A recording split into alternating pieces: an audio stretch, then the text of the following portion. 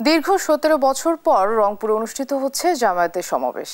জেলা স্কুল মাঠে হওয়া সমাবেশকে ঘিরে নেতাকর্মীদের মাঝে দেখা দিয়েছে উচ্ছ্বাস। এ নিয়ে আরো জানাতে সমাবেশস্থল থেকে সরাসরি যুক্ত হচ্ছেন আমাদের সহকর্মী রফিক ইসলাম।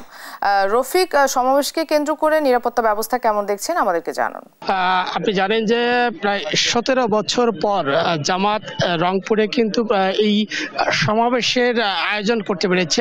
অনেকটা বড় ধরনের প্রস্তুতি নিয়েছে এখানকার যারা জামাতের আয়োজক কমিটির সদস্যরা রয়েছেন তারা বলছেন যে বৃহৎ এই সমাবেশে প্রায় ২ লক্ষাধিক মানুষের সমাগম হবে এমন তারা প্রস্তুতি নিয়েছেন। আপনি জানেন যে এর আগেই ৫ আগস্টের পরেই জামাতের যে বর্তমান আমির ডাক্তার শফিকুর রহমান তিনি কিন্তু রংপুর বিভাগের বিভিন্ন জেলা এবং উপজেলায় বিশেষ করে জামাতের যেসব এলাকায় বা যেসব আসনগুলোতে প্রার্থী রয়েছেন, সম্ভাব্য প্রার্থী রয়েছেন যারা জিতে আসতে পারবেন এমন আসনগুলোতে বা ওই জেলাগুলোতে সমাবেশ করেছেন। এরপরেই কিন্তু আজ এই বিভাগ জুড়ে এই সমাবেশের আয়োজন করা হয়েছে।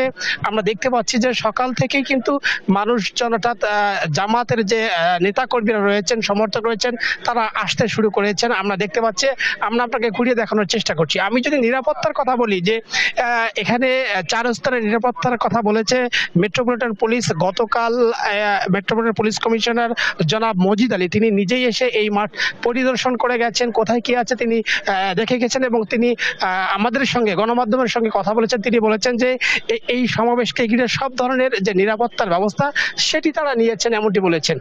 একই সঙ্গে জামাতের পক্ষ থেকে এখানে তাদের যে স্বেচ্ছাসেবক দল রয়েছে সেই স্বেচ্ছাসেবক দল প্রস্তুত করা হয়েছে এবং বিভিন্ন সড়কের বিভিন্ন জায়গায় গুরুত্বপূর্ণ মোড়গুলো রয়েছে, পয়েন্টগুলো রয়েছে, প্রবেশদ্বারগুলো রয়েছে।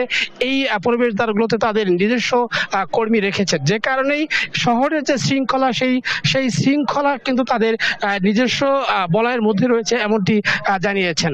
আরেকটি বিষয় আমি জানিয়ে বলি যে রংপুর বিভাগের কিন্তু ৩৩টি আসন রয়েছে। এই ৩৩টি আসনের মধ্যে আমরা যেমনটি জেনেছি বিভিন্ন সংস্থাগুলোর মাধ্যমে আমরা জেনেছি যে ১৬টিতে তারা বিজয় নিশ্চিত করতে চায়।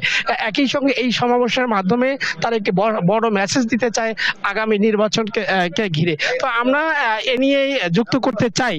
এই মুহূর্তে রয়েছেন আমাদের সামনে জামায়াতের কেন্দ্রীয় নায়েবে আমির অধ্যাপক মুজিবুর রহমান।